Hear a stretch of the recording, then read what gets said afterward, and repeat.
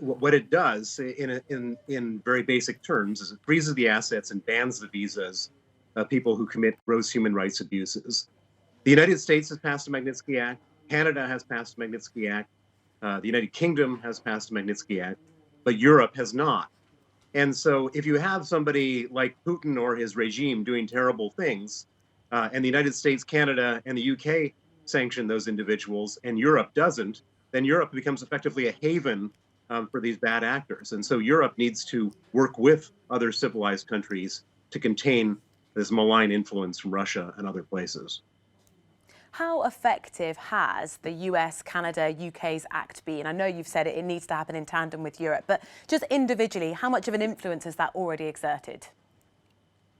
Quite a bit, and the way we know how effective it has been is to see how angry Putin has gotten when these acts have passed.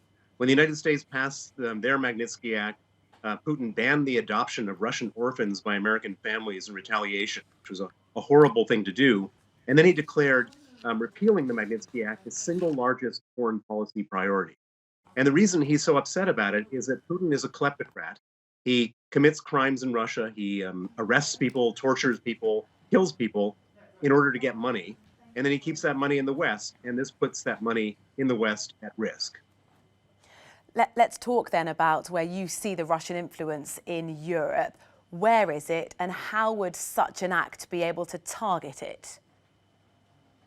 Well, you can see the Russian influence in Europe in all sorts of ways. You can see how, for example, Russia sells gas into Germany, and then Germany has to be all nice to Russia whenever they do terrible things. You can see Russia getting involved in the Brexit referendum. You can see Russia getting involved in hacking the emails of Emmanuel Macron. You can see Russia doing all these terrible things in Ukraine. You can see Russia shooting down passenger planes. You can see Russia cheating in the Olympics. And I mean, Russia is just and I should say not Russia, but Putin and his regime are a malign influence. And at the moment, there's no consequences for their malign actions. And by having something which touches them where it really counts, their money and their ability to travel, that's something that will change their behavior. If we look at Putin's motivations, how much would the Magnitsky Act actually deter him? Would it be enough? Well, I think that Putin will do what he's going to do, but if he sees if his money is valuable to him, if the money of his regime is valuable to the people around him, and we have an ability to touch that money, that will absolutely affect them. Will it stop them completely? Probably not. But will it prevent them from doing the next horrible thing? Possibly yes. If we're looking at where Putin and Moscow are applying pressure in Europe, obviously last week we were talking a lot about the sanctions that the EU were trying to put forward against Belarus, and Cyprus blocked them. How do you see that relationship? Do you think that is one at which Putin's looking at and is trying to exert pressure on? It's 100% for sure that Cyprus is under the influence of Putin and Russia. I've seen this firsthand in my own experience with the Cypriot government.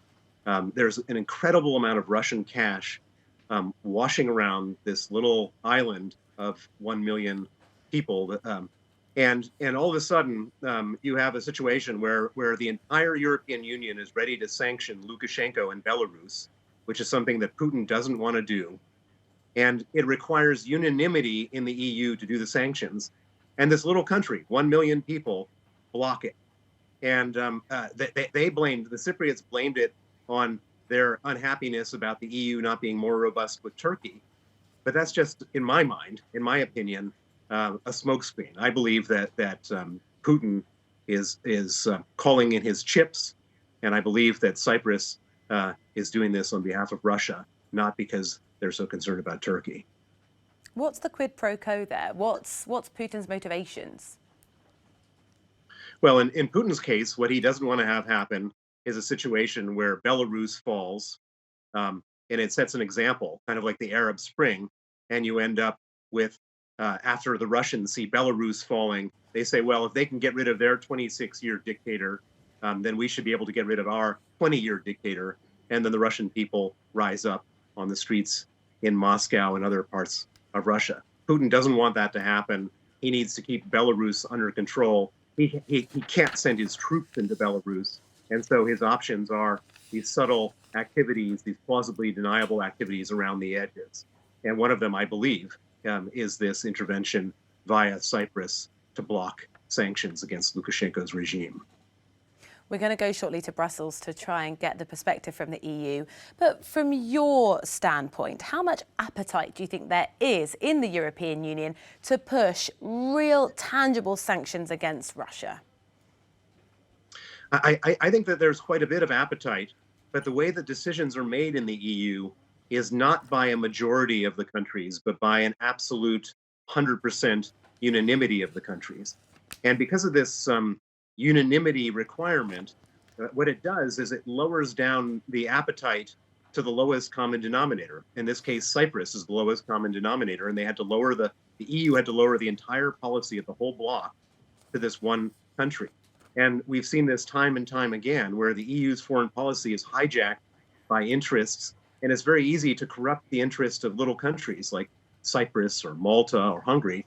And because of that, the EU has what I would call an ineffective, not brave foreign policy towards these types of issues. If that wasn't the case, if the major countries could make decisions by a majority as opposed to unanimity, you would see a lot more tough actions coming out of the EU towards countries like Russia. Yeah, well, they wouldn't be blocked by that one country veto. Another real challenge they've had to face is, of course, how to respond to Alexei Navalny, the main opposition figure in Russia, being poisoned with Novichok. Given their sort of lackluster, you could say, response to that, does that give you conviction, actually, that when cases like that come up, the EU are prepared to say we're going to make very concrete action? Well, I don't think that the reaction to the Navalny poisoning in the EU is over. I think it's just beginning. It takes a while, even in the best of situations, for politicians to come to an agreement on what to do.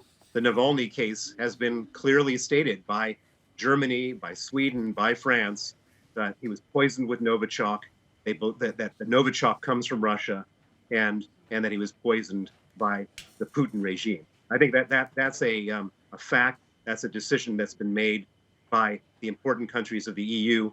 And now there needs to be Magnitsky sanctions placed on the people who were involved in the poisoning and those involved in the cover-up.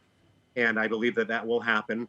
And hopefully that will happen once the Magnitsky Act in the EU has finally been passed, because it's a situation like this screams for a Magnitsky Act, a situation where the most popular opposition politician is poisoned by his incumbent opponent with chemical weapons.